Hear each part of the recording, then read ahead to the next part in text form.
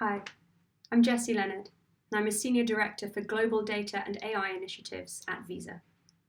I'm delighted to be here today, talking to you about AI ethics in our world, and huge congratulations on your hackathon.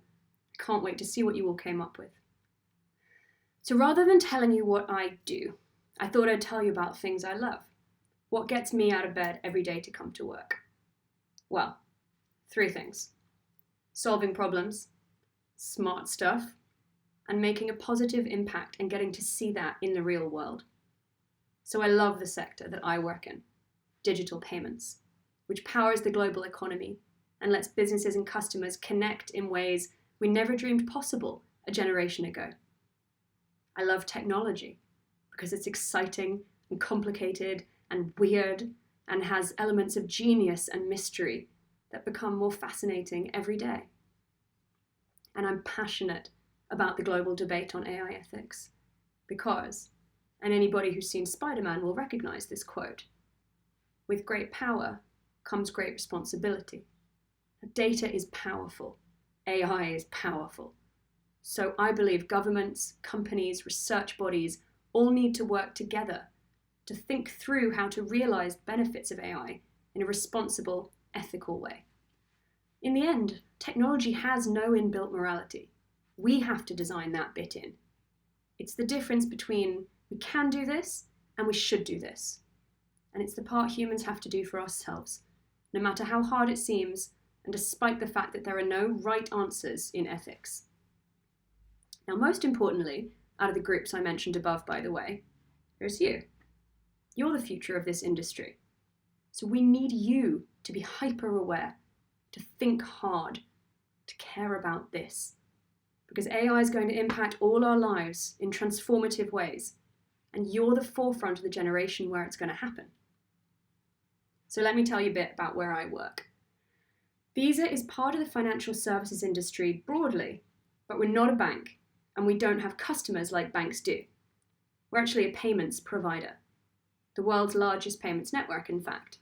And our clients are the financial institutions and merchants, so the shops, restaurants, businesses of all kinds who serve you. Now, we process 127 billion transactions a year. That's up to 65,000 a second across our network. Our 61 million merchants in over 200 countries around the world. Now, as you can imagine, that's a lot of data, over 100 petabytes in fact, which is there on demand for our 2,000 or so data scientists, consultants, engineers, all parts of the business innovating in AI. It's very much a part of the fabric of what we do. We actually pioneered the use of AI for fighting fraud when we became the first payments company to use deep neural networks for detecting fraud in real time back in 1993. Now, these days, our applications of AI are expanding all the time, and we're absolutely convinced the next generation of payments is going to be powered by AI. So we're investing in what we need to make sure Visa's leading the charge. So what sorts of things am I talking about? What do we do day to day? Well, today we're harnessing AI and machine learning in nearly 100 different applications. And broadly thinking, we think about it in 3 buckets. Firstly, applications which make Visa a better business for the payments ecosystem. Things like reliability and resilience, which means how shock resistant you are. So if you're a global, always-on network, reliability and resilience are crucial.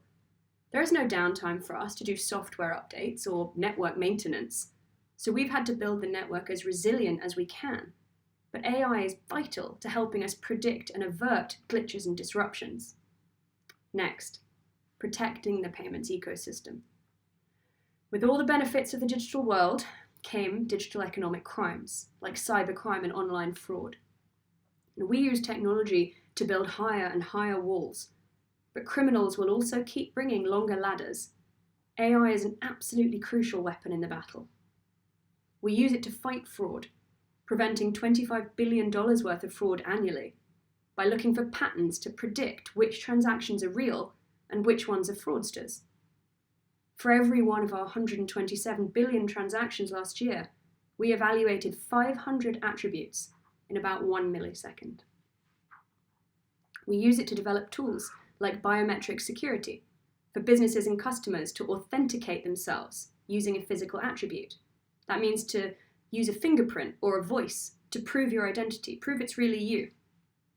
And we use it to thwart cyber attacks. So we collect billions of security logs each day, and we combine that with external data to give us a deep insight into what's happening across the network. AI lets us zero in on potential threats, identifying, disrupting, and preventing the attacks which target the global payments ecosystem. So that's bucket number 1. Number 2, applications which help our clients. So those financial institutions and merchants I talked about earlier. So, of course, like we always have, we will keep innovating. And that means using AI to discover better, smarter, safer ways for you to pay. But another big area is customer insights. So these days, customers expect businesses serving them to know what they want, when they want it, how they want it. Which means businesses really have to work hard to understand and connect with their customers in the right way at the right time. So we can help them do that. For example, let's say a big retail company needs to figure out where to put its new shops based on what its customers like to do with their time when they're not shopping with them.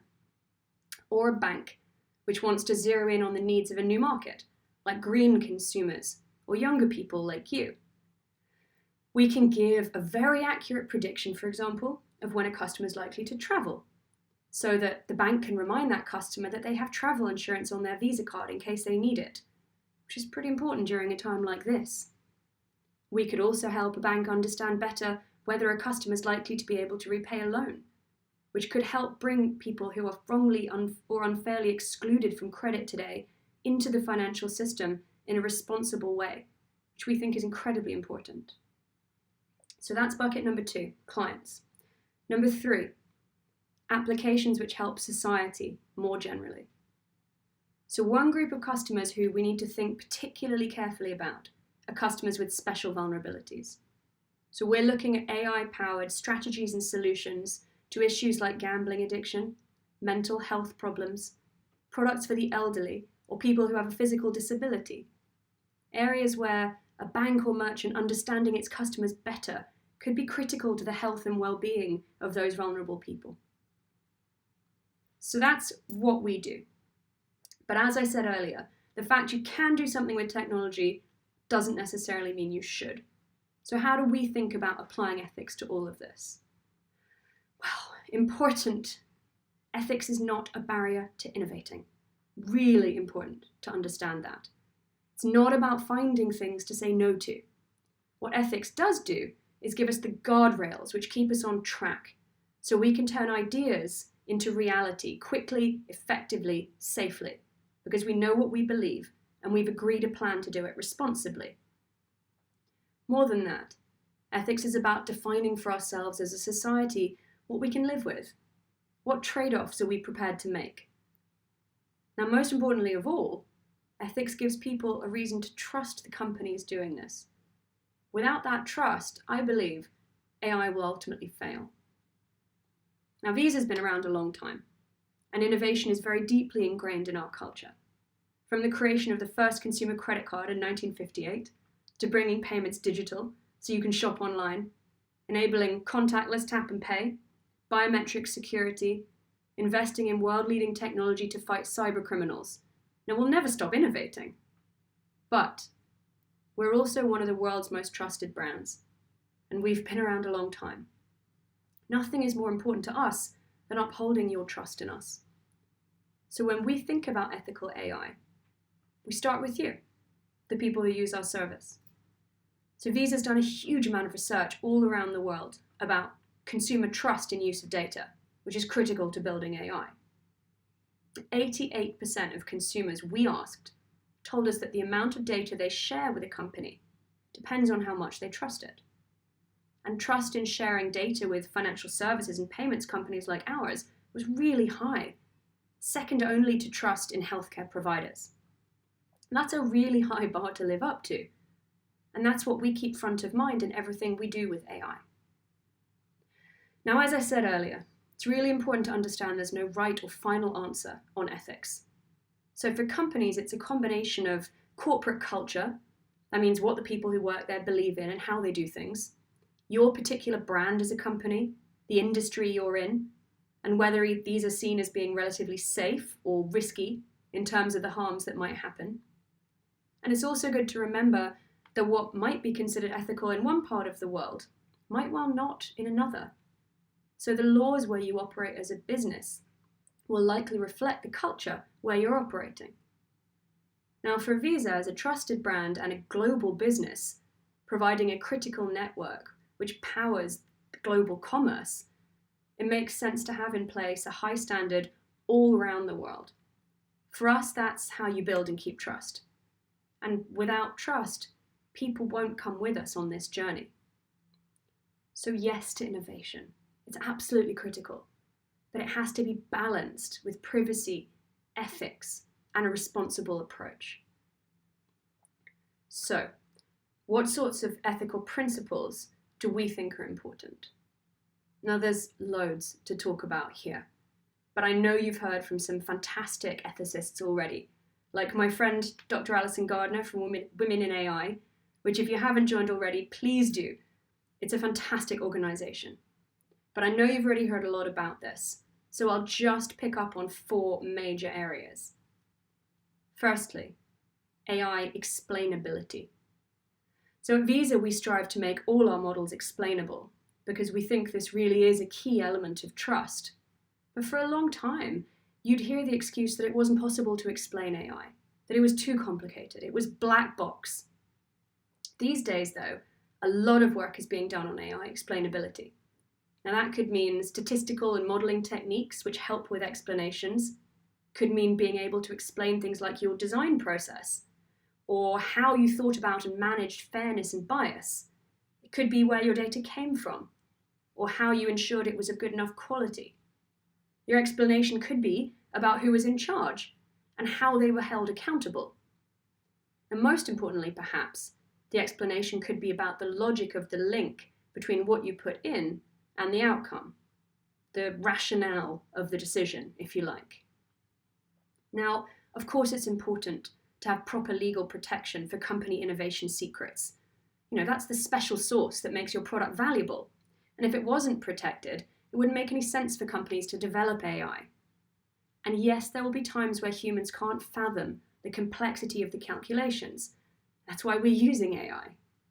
But there's still plenty you can explain. This isn't all easy, but a lot of progress is being made. So that's explainability. Second principle, fairness.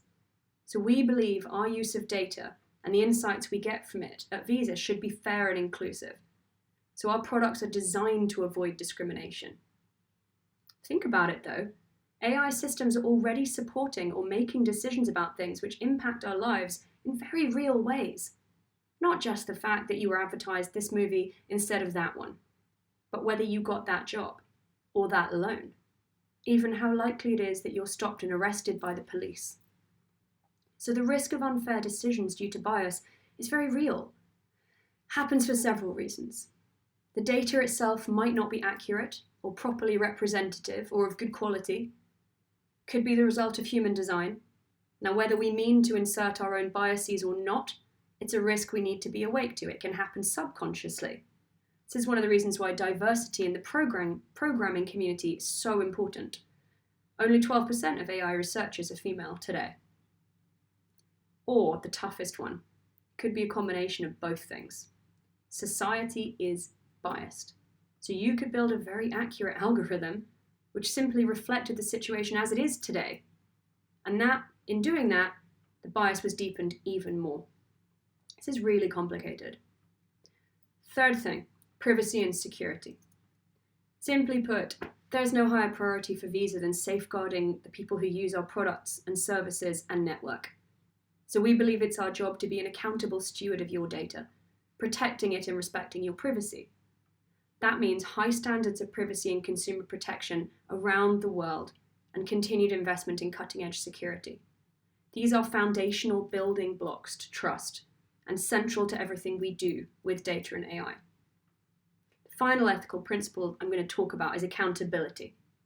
So what do I mean by this?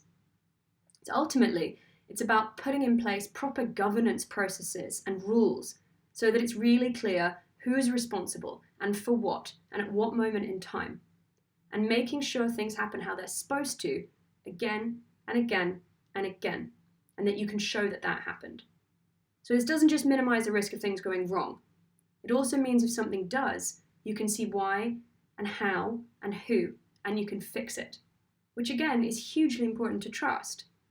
I know as a consumer, I feel much more positive about an AI-based decision if I know a responsible approach was baked in at all levels of that organization, through the processes they have in place, through training people, through making sure that senior management are on board with all of this.